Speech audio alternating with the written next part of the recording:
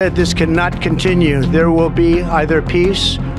কেউ এটাকে বলছেন পাগলের প্রলাপ, কেউ আবার একথা বিশ্বাসই করতে চাইছেন না, আবার কেউ বলছেন এ যেন মামার বাড়ির আবদার।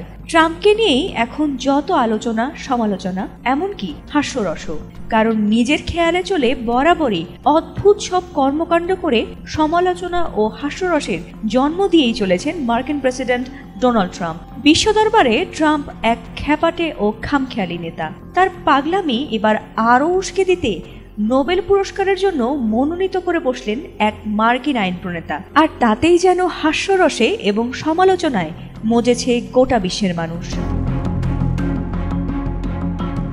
এবার ইরান ইসরায়েল যুদ্ধবিরতির চুক্তির জন্য ট্রাম্পকে নোবেল শান্তি পুরস্কারের জন্য মনোনীত করা হয়েছে। মার্কিন প্রতিনিধি বাডি কার্টার এই পুরস্কারের জন্য ট্রাম্পকে মনোনীত করেছেন। মঙ্গলবার এক প্রতিবেদনে এ তথ্য জানায় যুক্তরাজ্য ভিত্তিক সংবাদ মাধ্যম পলিটিক্স। এ বিষয়ে বাডি কার্টার নোবেল শান্তি পুরস্কার কমিটিকে একটি চিঠিতে লিখেছেন, ইসরায়েল ও ইরানের মধ্যে সশস্ত্র সংঘাতের অবসান ঘটাতে এবং বিশ্বের সবচেয়ে বিধ্বংসী পরমাণু অর্জন থেকে বিরত রাখতে ট্রাম্পের অসাধারণ ও ঐতিহাসিক ভূমিকা রয়েছে। With all of that being said, this cannot continue.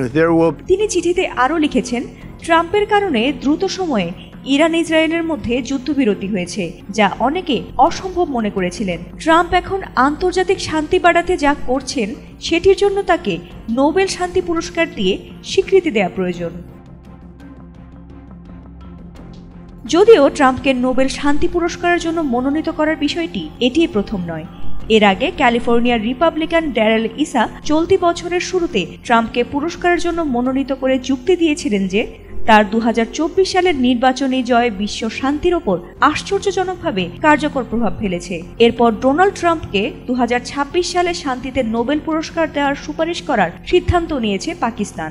Nobel পুরস্কার ওয়েবসাইট অনুযায়ী 2025 সালের নোবেল শান্তি পুরস্কারের জন্য এখন পর্যন্ত 338 জন প্রার্থী মনোনীত হয়েছে বলে জানা গেছে।